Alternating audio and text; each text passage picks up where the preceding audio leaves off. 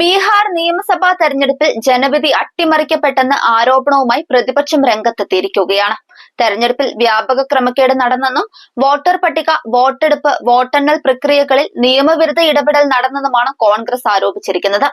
ബീഹാറിൽ തെരഞ്ഞെടുപ്പ് കമ്മീഷന്റെ സഹായത്തോടെ സംഘടിതമായ വോട്ട് കൊള്ള നടന്നതായി കോൺഗ്രസ് അധ്യക്ഷൻ മല്ലികാർജ്ജുൻ ഖാർഗെയുടെ വീട്ടിൽ ചേർന്ന കോൺഗ്രസ് നേതൃയോഗം വിലയിരുത്തി.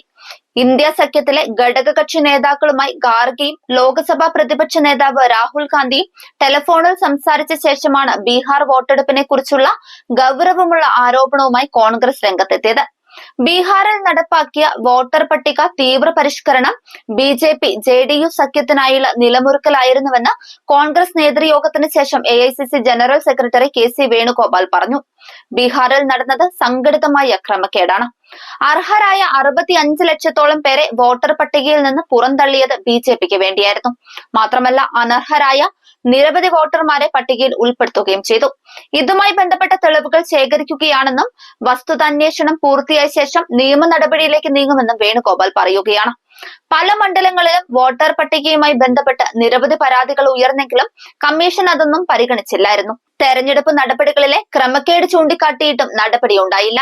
വോട്ടർ പട്ടിക പ്രകാരം കമ്മീഷൻ പുറത്തുവിട്ട കണക്കുകളേക്കാൾ കൂടുതൽ പോളിംഗ് ചെയ്ത മണ്ഡലങ്ങളുമുണ്ട്.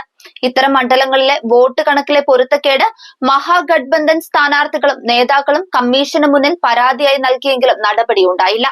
ഏകപക്ഷീയവും പക്ഷപാതപരവുമായ നിലപാടാണ് തുടക്കം മുതൽ കമ്മീഷൻ സ്വീകരിച്ചത്. ഹരിയാനയിലും സമാനമായ തട്ടിപ്പാണ് നടത്തിയത്. അവിടെ വോട്ടർ പട്ടികയിലെ ഗുരുതരമായ ക്രമക്കേട് ചൂണ്ടിക്കാട്ടിയുള്ള 19 കേസുകൾ കോടതിയുടെ പരിഗണനയിലാണ്.